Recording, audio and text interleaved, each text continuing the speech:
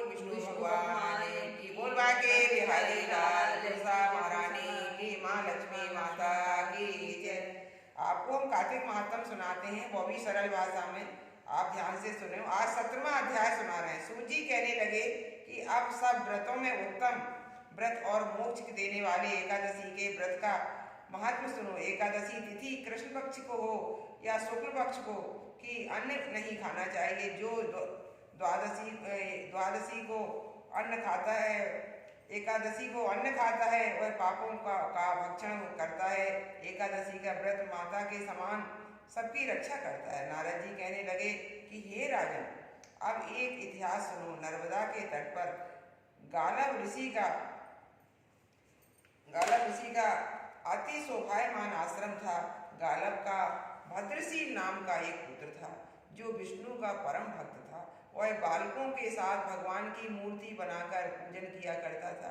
साथ ही बालकों को उपदेश दिया करता था कि वह भी भगवान का पूजन करे तथा एकादशी का व्रत रखे। बालक भी उसका उपदेश सुनकर वैसा ही किया करते थे।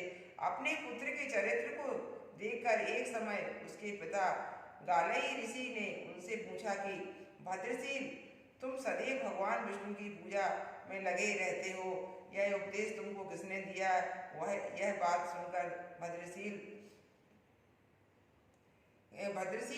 कहने लगा कि पिताजी, मैं आपको अपने पूर्व जन्म का वृतांत सुनाता हूँ। पहले जन्म में मेरा जन्म चंद्रवंश में हुआ था। कर्म कीर्ति मेरा नाम था। दत्तात्रेय जी से मैंने शिक्षा दीक्षा ग्रहण की। मैंने 1000 वर्ष तक राज्य किया।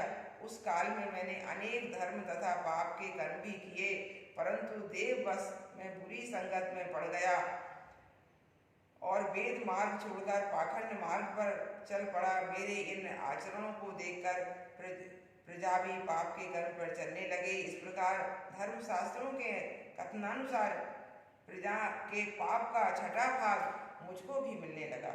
एक दिन हम शिकार खेलने के लिए वन में गए। अतएव सारे दिन भूख और प्यासे ही रहे। खाने को कुछ नहीं मिला। घूमते फिरते हम मार्ग भी भूल गए और शाम को नर्मदा नदी के किनारे पर पहुंच गए।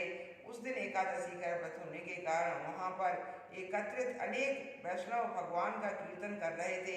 मैं भी भूखा प्यासा रहकर रात भर वहीं पर पड़ा रहा, मगर प्रातःकाल होते ही भूख प्यास से दुखी हो मेरे प्राण निकल गए। उसी समय यमराज के दूत मुझको पापी समझकर मारते पीटते यमराज के पास ले गए। यमराज ने चित्रगुप्त से मेरे सब पाप और पुण्य का लेखा मांगा।